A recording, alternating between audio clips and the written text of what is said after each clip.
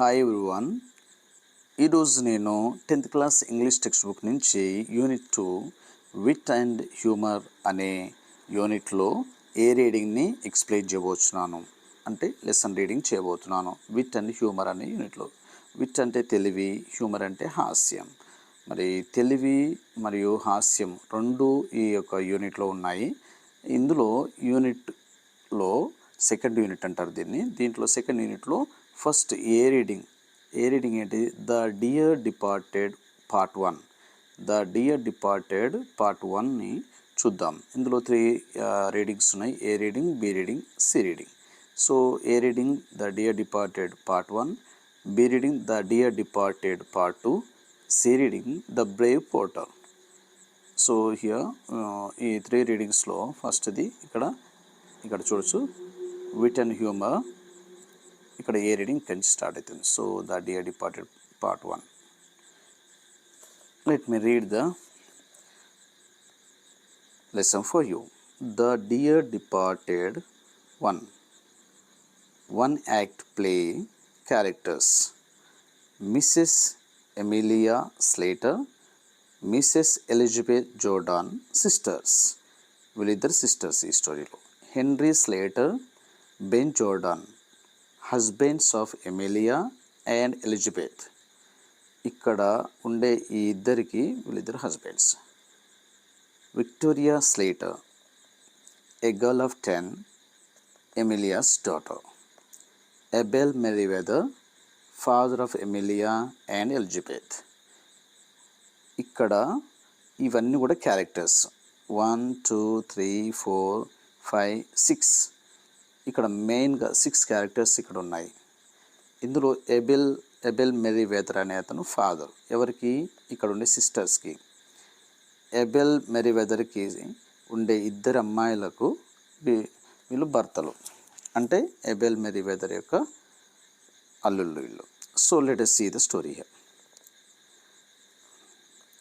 When the curtain rises, Mrs. Slater is seen laying the table. She is a vigorous, plump, red-faced, vulgar woman, prepared to do any amount of straight talking to get her own way. She is in black. She goes to the window, opens it, and calls into the street. Mrs. Slater sharply, Victoria, Victoria, do you hear? Come in, will you? Victoria, a precocious girl, often dressed in colors, enters. Mrs. Slater, I am amazed at you, Victoria. I really am. Be off now and change your dress before your Aunt Elizabeth and your Uncle Ben come. It would never do for them to find you in colors with grandfather lying dead upstairs. Victoria, what are they coming for? They haven't been here for ages. Mrs. Slater, they are coming to talk over poor grandpa's affairs. Your father sent them a telegram as soon as we found he was dead. A noise is heard. Henry Slater, a stooping, heavy man with a drooping mustache, enters. He is wearing a black tailcoat, grey trousers, a black tie, and a bowler hat. Henry, I am wondering if they'll come at all. When you and Elizabeth quarreled, she said she'd never set she would never set foot in your house again. Mrs. Slater, she'll come fast enough after our her share of what our father has left. You know how hard she can be when she likes. Where she gets it from, I can't tell. That's page number 35. Now, next page. Henry. Henry, I suppose it's in the family.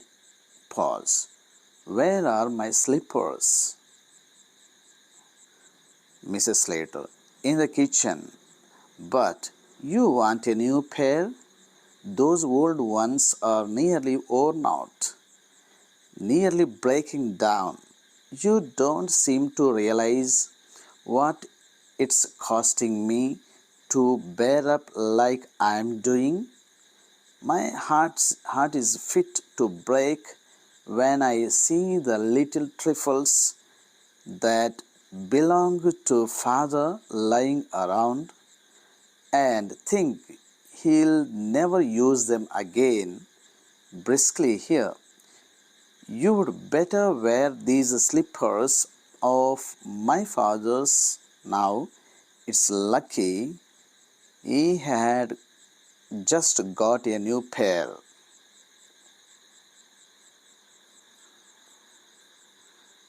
Henry, they will be very small for me, my dear. Mrs. Slater, they'll stretch, won't they? I am not going to have them wasted. She has finished laying the table. Henry, I have been thinking about that bureau of my father's that's in his bedroom. You know, I always wanted to have it after he died. Henry, you must arrange with Elizabeth when you are dividing things up. Mrs. Slater, Elizabeth is that sharp. She will see I'm after it, and we will drive a hard bargain over. Henry, perhaps she has got her eye on the bureau as well. Mrs. Slater, she has got her eye on the bureau as well. Mrs. Slater, she has never been here since father bought it. If it was only down here instead of in his room, she had never guessed it wasn't our own. Henry, startled, Emilia, he rises. Mrs. Slater, Henry, why shouldn't we bring that bureau down here now? We can do it before they come. And next page. Come to page number 37. Henry, stupefied, I wouldn't care to.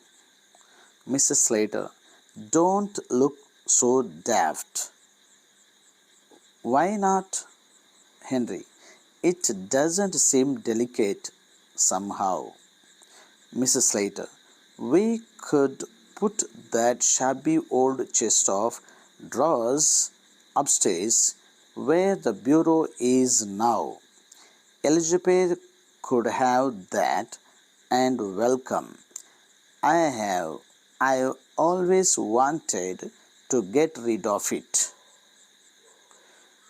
She points to the drawers.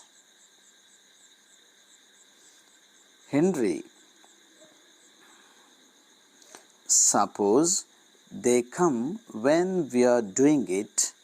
Mrs. Slater, I'll fasten the Front door, get your coat off, Henry. We will change it. Mrs. Slater goes out to fasten the front door. Henry takes his coat off. Mrs. Slater reappears. Mrs. Slater, I'll run up and move the chairs out of the way. Victoria appears, dressed according to her mother's instructions.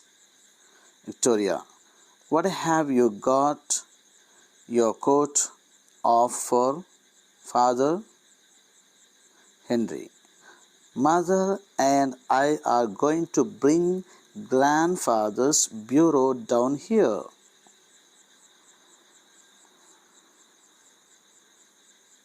Victoria, are you planning to pinch it? Henry, shocked, no, my child. Grandpa gave it to your mother before he died. Victoria, this morning? Henry, yes. Victoria, he was drunk this morning. Mrs. Slater appears carrying a handsome clock under her arm. This is a clock. This is a clock. Mrs. Slater, I thought I'd fetch this down as well. She puts it on the mantelpiece. Our clock's worth nothing, and this always appealed to me.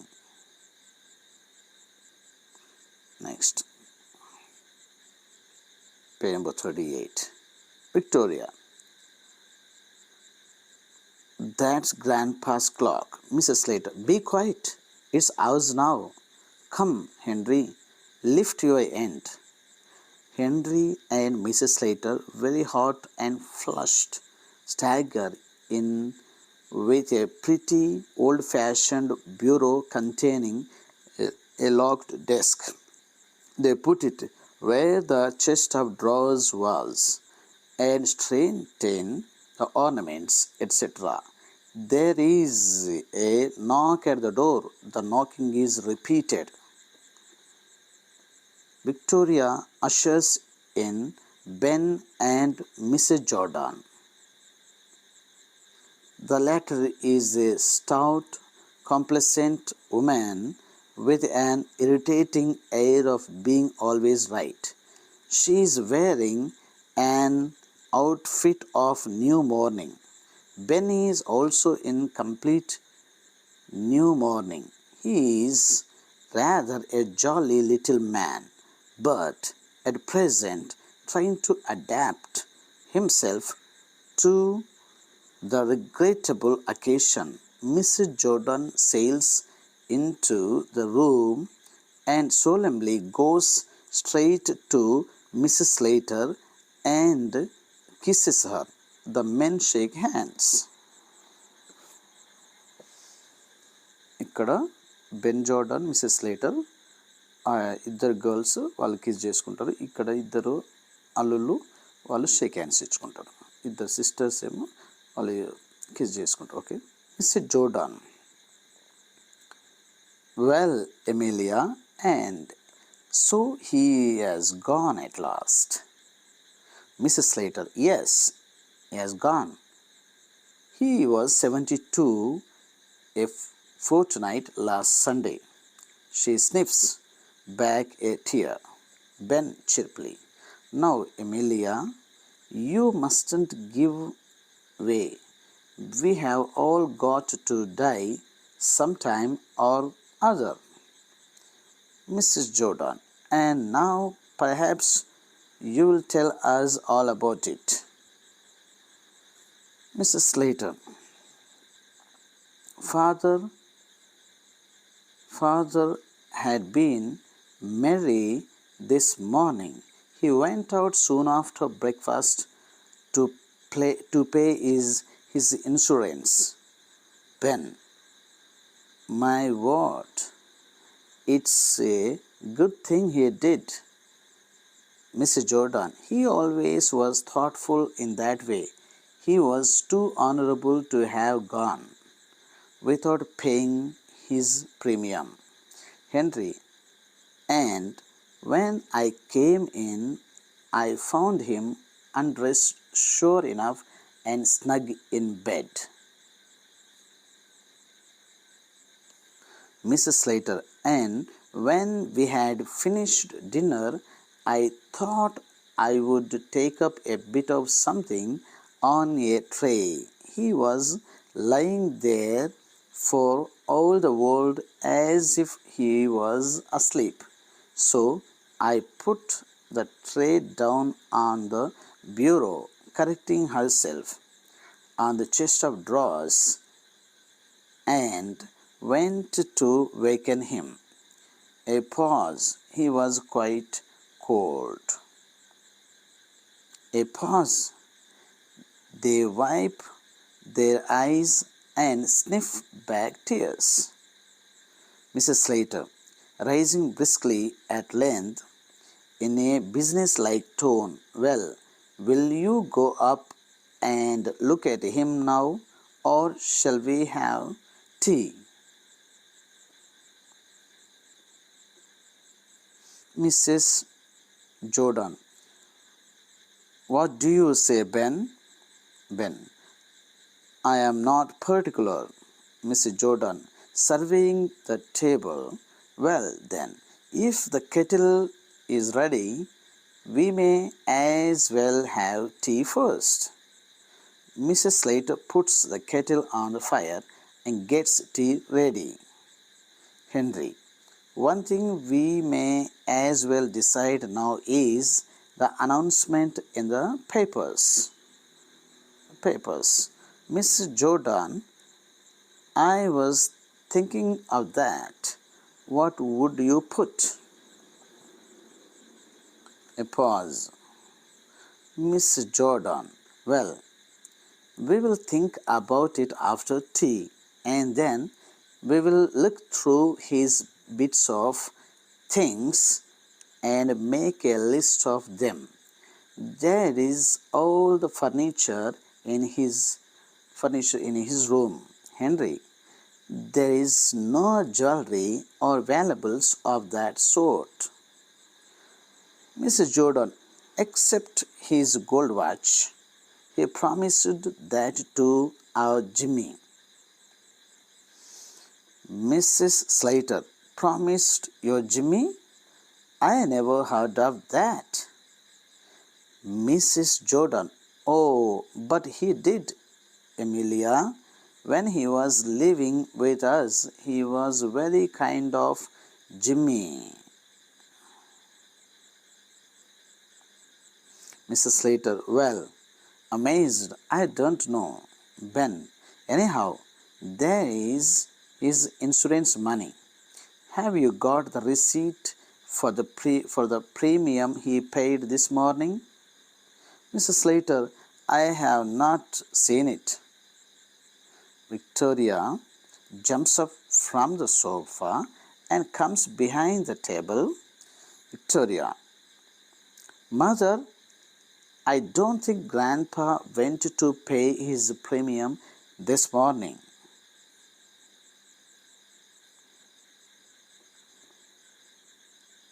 Mrs. Slater, he went out. Victoria, yes, but he didn't go into the town. He met old Mr. Tattersall down the street, and they went off past Saint Philip's Church. Ben, do you think he hasn't paid it? Was it overdue? Mrs. Slater, I should think it was overdue. Mrs. Jordan, something tells me he has not paid it. Ben, the drunken old beggar. Mrs. Jordan, he has done it on purpose just to annoy us. Mrs. Slater, after all I have done for him, having to put up with him in the house these 3 years is nothing short of swindling. Mrs. Jordan, I had to put up with him for 5 years. Mrs. Slater, and you are trying to turn him over to us all the time, Henry, but we don't know for certain that he has not paid the premium. Mrs. Slater, Victoria runs upstairs and fetch that bunch of keys that's on your grandpa's dressing table. Victoria, timidly, in grandpa's room? Mrs. Slater, yes. Victoria, I don't like to. Mrs. Slater, don't talk so silly. There is no one who can hurt you. Victoria goes out reluctantly. We'll see if he's locked the receipt up in the bureau. Ben, in where? In this thing? He rises and examines it. Mrs. Jordan, also rising, where did you pick that up, Amelia? It's new since last I was here. They examine it closely. Mrs. Slater, oh, Henry picked it up one day. Victoria returns very scared. She closes the door after her. Victoria, Mother, Mother. Mrs. Slater, what is it, child? Victoria, Grandpa is getting up. Ben, what? Mrs. Slater, what do you say?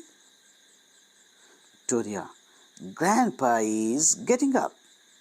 Mrs. Jordan, the child is crazy. Mrs. Slater, don't talk so silly. Don't you know your grandpa is dead? Don't you know your grandpa is dead? Victoria, no, he is getting up. I saw him. They are transfixed with amazement. Victoria clings to Mrs. Slater. Ben suddenly hissed, listen. They look at the door. A slight chuckling is heard from upstairs. The door opens, revealing an old man clad in a faded but gay dressing gown. He is in his stockinged feet. Although over 70, he is vigorous and well-colored. His bright, malicious eyes twinkle under his heavy, reddish-grey eyebrows. He is obviously either the old man, Abel Merriweather, or else his ghost. Continued in B reading. Thanks for watching.